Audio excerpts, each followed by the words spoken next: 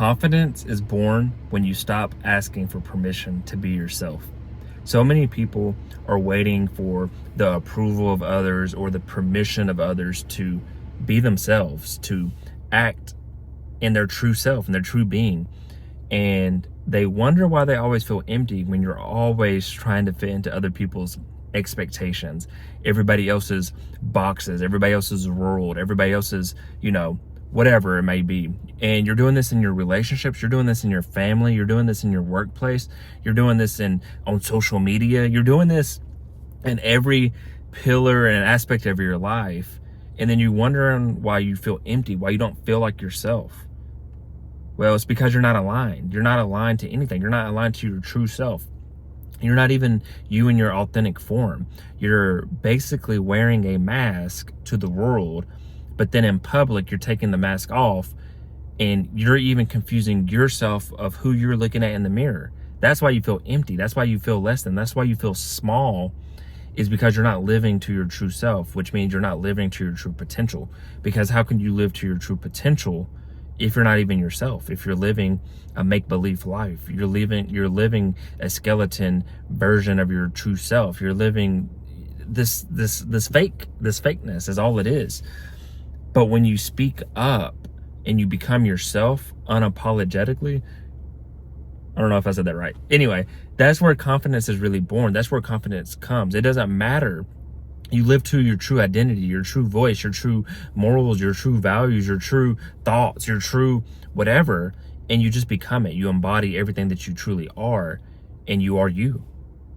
And then you live it out, and that's your confidence, because your confidence is your action of being. It's you just doing it. It's you, like Nike, just do it. It's you just speaking, being bold, being confident, being, true to yourself. Don't be stupid, don't be arrogant, and don't do things that are detrimental. Like, yeah, be proud, but don't, take ownership and be proud of the good things. And if there's things you need to work on, you have bad habits, work on the bad habits. But even in like NA meetings and things like that, they make you say, I am an alcoholic. Like, you own it, but then you work towards not being an alcoholic. You know what I mean? So use that as an example.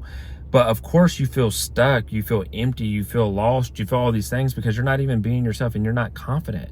And without confidence, you don't have that energy to you. You don't have that aura to you. And you don't ever speak out. You don't ever,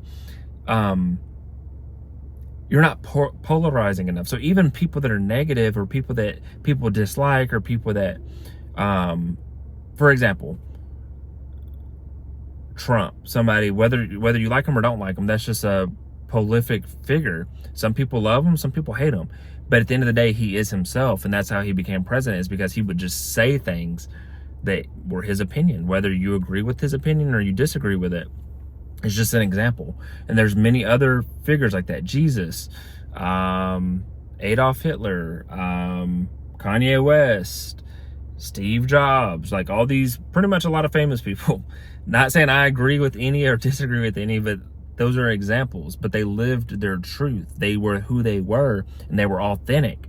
And you're going to be loved or hate. But when you try to be in the middle, or you try to people please one way or another, you're going to be the loser. You're going to be the one that's left out, because you're living an inauthentic life. Like I said, you're going to look in the mirror and you're not even going to recognize who you are when you look in the mirror, because you wear so many masks and you sway so many different ways to meet the needs of others versus meeting the needs of you and your spirit, and being aligned with your true values, your true morals, your true beliefs, and being who you are, and just speaking your truth. Speak your truth.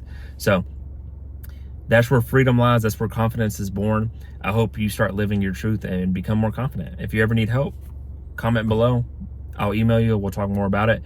But yeah, this was Consistency Day 275. I hope you got something from this message. I hope it inspired you, impacted you, challenged you, or made you think different. And if it did any of those, please like, share, comment, and subscribe for more, and continue to follow along. And other than that, I wish you all peace and blessings on the journey.